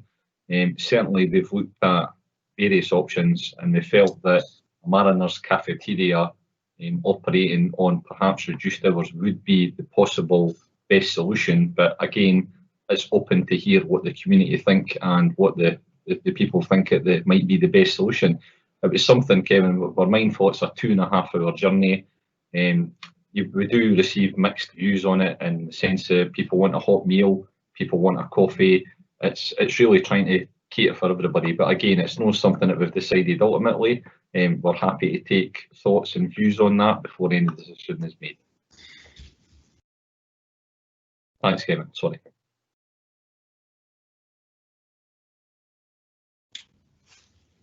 Okay, can someone put it back live to me, please? Yeah, okay, thank you. We've given you a rest, Jim, so the next question relates to can you explain a bit more about the powering of the ship and how that relates to the manoeuvrability of the vessel? Probably that could be a very detailed answer, not too long, but long enough to enable a meaningful answer if possible, please. Over to Jim. Okay, Kevin, thanks for that, and thanks for the question. Yeah, when we look at the powering of the new ship, as you can probably see from the predicted fuel consumption compared to Finlaggan, the fuel is reduced. So hence you could say, well, is the power reduced? Is the manoeuvrability of the ship reduced for this option 2? And the answer to that is no. The answer is that that is actually increased compared to Finlaggan. We've carried out very many detailed studies along with Navalue and along with HSVA, looking at the station holding capabilities of the new vessel. We are looking at having azimuth and thrusters on the new vessel, obviously given a higher degree of manoeuvrability, and along with that, we will have, as this option, we will have an option for a diesel electrical system. Again, that's obviously not directly related to the performance of the propulsors, but it allows for a more flexible operation so that we, if we're going at slower speeds, then we can have the optimum plant running. We will also be looking at the next stages. Obviously, once we have the preferred option in place, the next stage will to actually look to see what can we do further on that ship with regard to energy storage system, hybridization, peak shaving, and all these type of systems. Having the diesel electric propulsion system as well would allow the ship to be capable in normal conditions to be running with, say, 3 out of 4 of the main gen sets, and again in bad weather the 4th machine would be required. That would allow the crew to be carrying out any maintenance on one of the engines while it's out of service. So certainly, from that point of view, having the four engines compared to 2 engines provides a whole lot of machinery redundancy and allows the ship still to sail, again with the note of obviously in certain conditions. But going back to the question about manoeuvrability and powering, we really want to talk in terms of thrust, Kevin, rather than power. And this has been a big part of all the studies that's been carried out, actually looking at the required thrust and comparing it. The good thing is we've got a ship there that we know about, that we obviously, we ordered at Remontowa shipyard in Poland, in Gdansk, so we know the characteristics of that vessel. So from a ship design point of view, it's a very, very good starting point that we can make the comparison with this option 2 vessel against a known vessel, and so that's all been done. The work has all been carried out to actually demonstrate how the option 2 vessel would compare from a manoeuvring point of view, powering and thrust. So all that work has been carried out, Kevin. So hopefully that answers the question. Okay, thank you. Sorry, thank you for that, Jim. So that's good. Thank you very much. I think this next one is probably for Lewis to answer. There's 2 in a row actually, Lewis, but I'll ask one at a time. Given that as of November 2019, 40% of all registered cars in the EU are SUVs, can you give us confidence that you'll be able to park 5 rows abreast with easy access?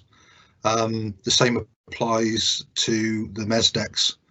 Without reducing capacity. So what sort of work has been carried out in relation to looking at current widths of cars and future widths of cars, given that these vessels will be in operation for 30 years? Okay, thank you, Kevin. Yep, thank you. So I suppose it all really depends on the vessel options that we've looked at, and mainly looking at the beam of the vessel, as I showed on the diagrams earlier on. As we know in Finlaggan, 5 cars is achievable if you show it on a drawing, but in practice it may be quite different depending on the size of the vehicles. The benefit of option 2, having the wider beam, yes, we have highlighted that it would have the wider side casings, but it would allow a bit more space on the car deck. Now, it wouldn't be enough space to get us an extra lane, but it would give a lot more confidence about achieving 5 lanes across that breadth of car deck, in particular with, as I'm sure we're all aware, on travelling on some of the older vessels, being able to get out of cars as cars get bigger. In terms, as I kind of showed on the diagrams, we tried to use the standard car units, and that's widely used by ship designers, shipyards throughout the world. It's very, very hard to predict the size of the cars in the future. So I suppose the best option that we have is by trying to provide as much space as possible on that car deck. Again, when we touch on the side casings, that's not just for staircase purposes, it's also for design purposes, in particular around regards to buoyancy bodies, sorry. So again, it's not just for the idea of providing larger lifts and providing larger side casings. These side casings are required, so we can't just have an infinite space of car deck. Again, with regards to the mezzanine deck, they do tend to be wider. Again, particularly if we have the option 2 vessel, for example, just with it being the wider beam, we normally show the 2 lanes, but there does tend to be the kind of larger space. I'm not sure if anyone here has travelled on the Loch Seaforth, but you do have the kind of more space in between the cars on the mezzanine deck than what you tend to do down on the vehicle deck. Again, we're showing the on option 2 the double and 1 single. So again, that is particularly on the single, there'll be plenty of space either side to get out of your cars. So, and back to yourself, Kevin, or was there another question there? Yeah, I think it's sort of broadly interlinked.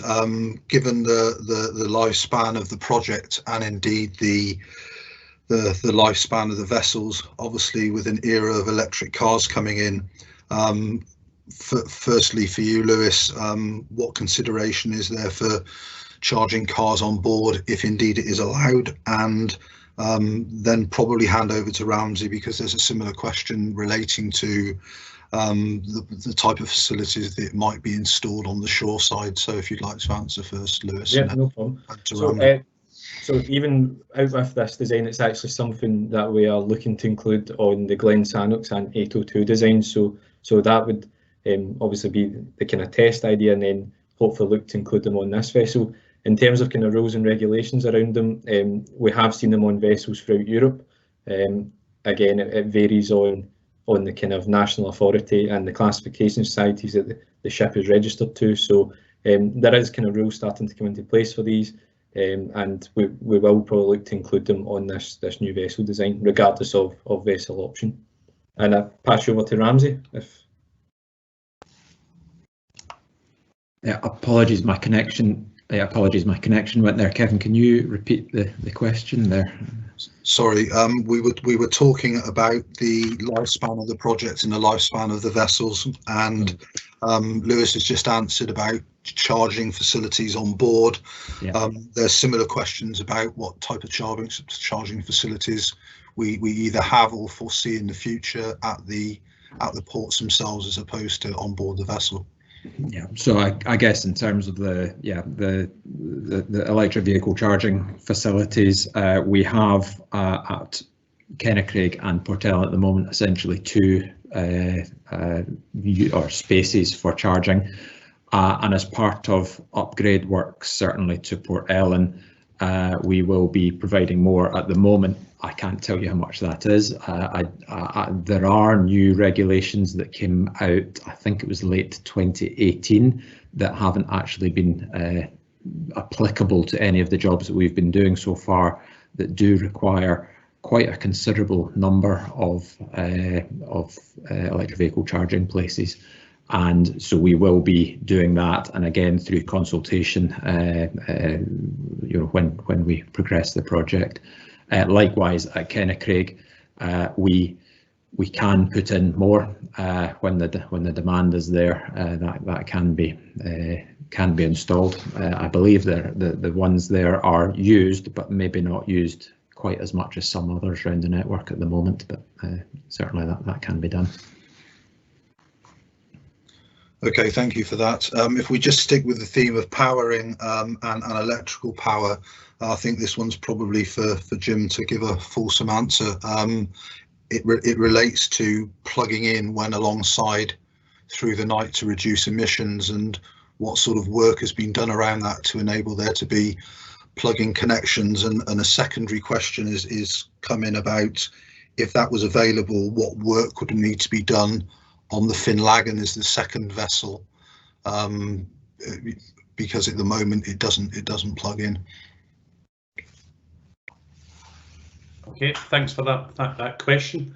So for all the new vessel options, we're certainly looking at having shore power on board the vessel, or shore power capability on the vessel that can cater for the overnight hotel load on the vessel.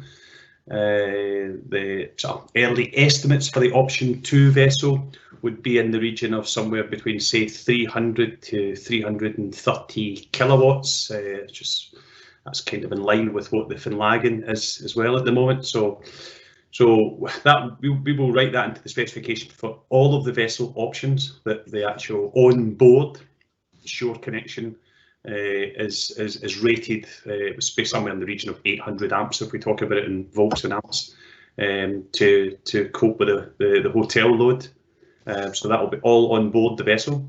We, as I touched on earlier, we already have the feasibility studies carried out by Scottish and Southern Energy Networks, and we were really pleased when the outcome of those feasibility studies, that they can actually provide the required rating of shore power at each of the ports, which we were delighted to hear. That's all been looked at from a technical feasibility point of view to provide new substations at each of the ports, each of the 3 ports. The rating escapes me again. I think it was 575 kVA in that kind of order. That's all been looked at, priced to provide that down to the substation. What Ramsey and Nazir and team will then look at is the work that requires to obviously take the cable, the local cable from the SSEN substation down to the pier.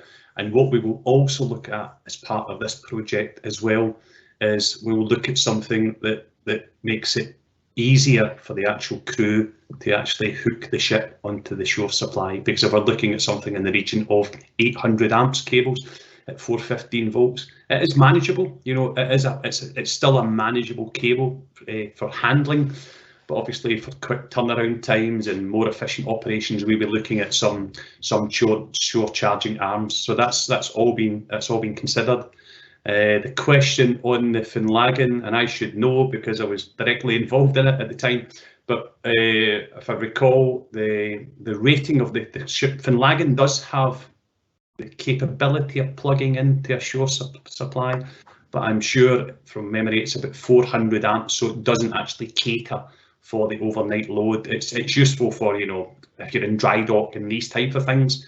But that's something that we would look at, CMAL and CalMac, along with our upgrade programme, Kevin, that we would look at assessing that and seeing what level of upgrades would be required on the Finlaggan to plug that into a shore supply. So yes, the shore power provision at each of the ports would benefit not only the new ship but the existing ship that's on the run. Okay, back to you, Kevin. Okay, thank you for that.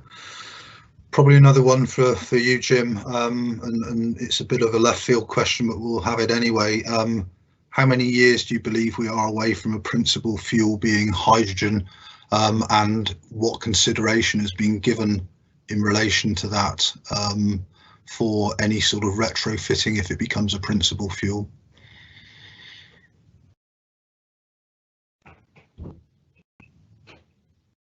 Wow, great question. Thank you. Whoever asked that question.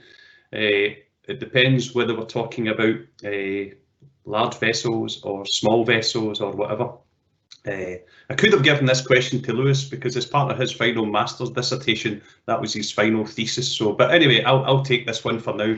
That's maybe one for Lewis for the future to actually design it. No, we have done a lot of work, as maybe a lot of people know, looking at hydrogen fueled vessels with our involvement in the High Seas programme, which we were the pioneers of, and our input into the SWIFT 2 for the Western Isles.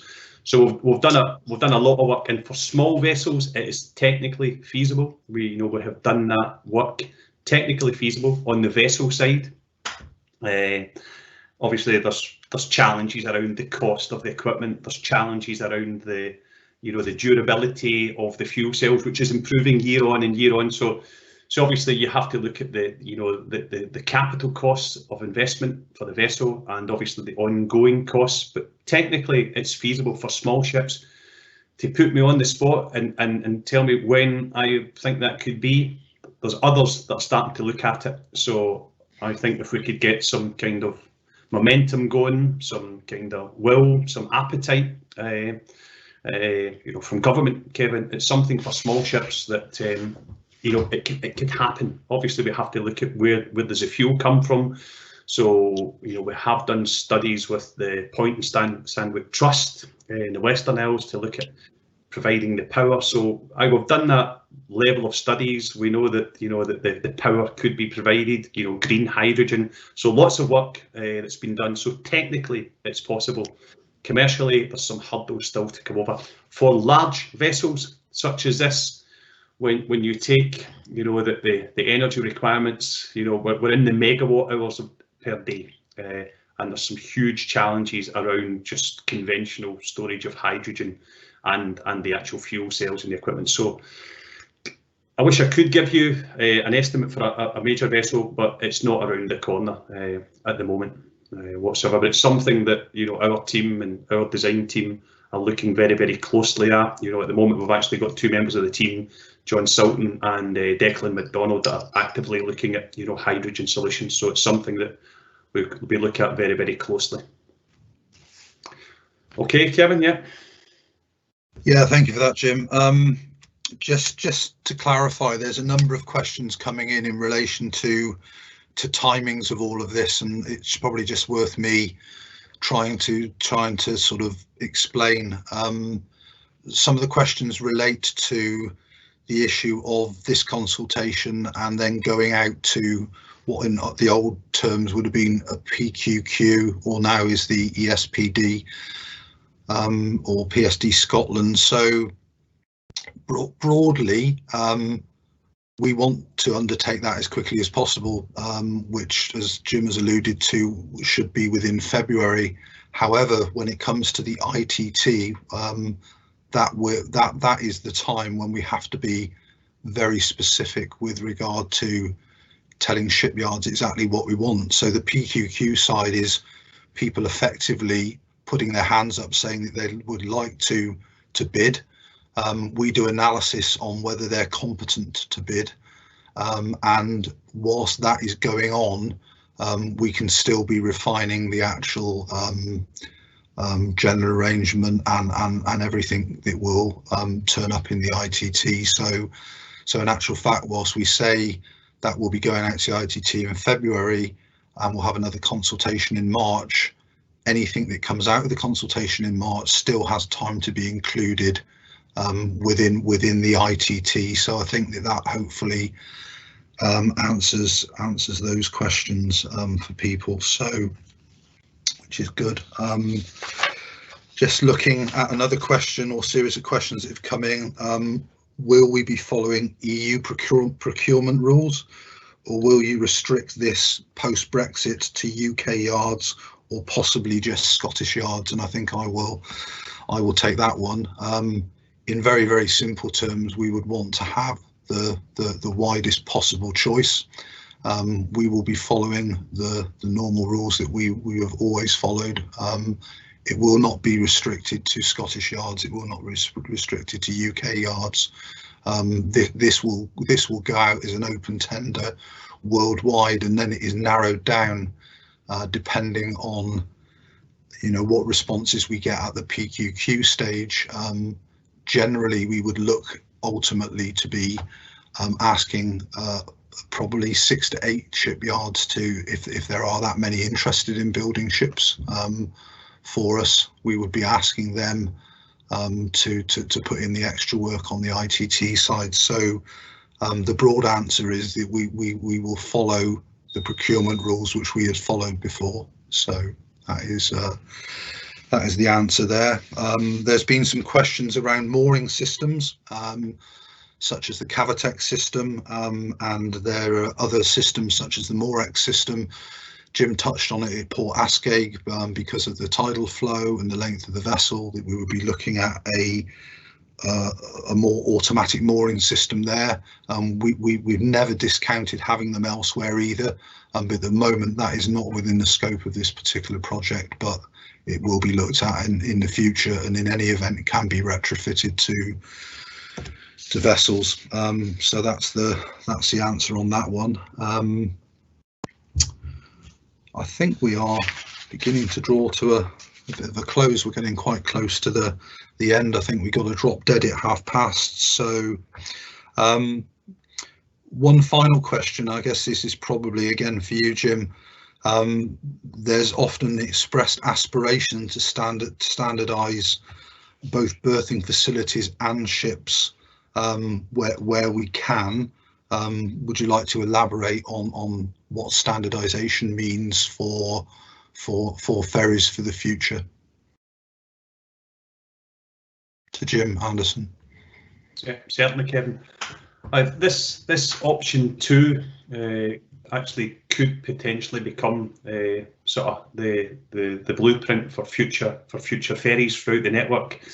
Again, they may differ slightly from an accommodation point of view and a crewing point of view, but certainly from a hull form point of view, it really is. It's an optimised design. It really is in the sweet spot for a ferry. It really is. So we will be, as part of the sort of 10-year plan, and we've got an ambitious 10-year plan to replace the major vessels in the fleet, and we will be looking very, very closely at the options to see how we can have some commonality. There will be some routes where it just is not possible, be it with the restrictions at ports or indeed maybe the demand, but certainly it's something we are looking at, and it's also something we're going to be looking at in the future with regard to the sort of smaller vessels as well. So certainly that would be the desire, and that's certainly at the front of our minds, Kevin, is to actually see where we can standardise the design of vessels, and it just makes life a whole lot more easier for shipyards, for design, for crewing, for familiarisation, training, and all these types of things. So that would certainly be very much part of our focus. It always has been, but certainly going forward, that's what we'll be looking at. Okay, that's fine. Thank you for that. I think it's time really to wrap up now. There might be some frustration that not all the questions have been answered. We had about 40 in advance, and we have, looking at the live chat Q&A, 110 in total. All of those 110 and the 40 will be captured. All of them will be answered in due course, so we will do our best to turn that around as quickly as we can by the team involved in this. It just leaves me to thank everybody that has attended this evening. Thank you for your time. Hope you found this informative.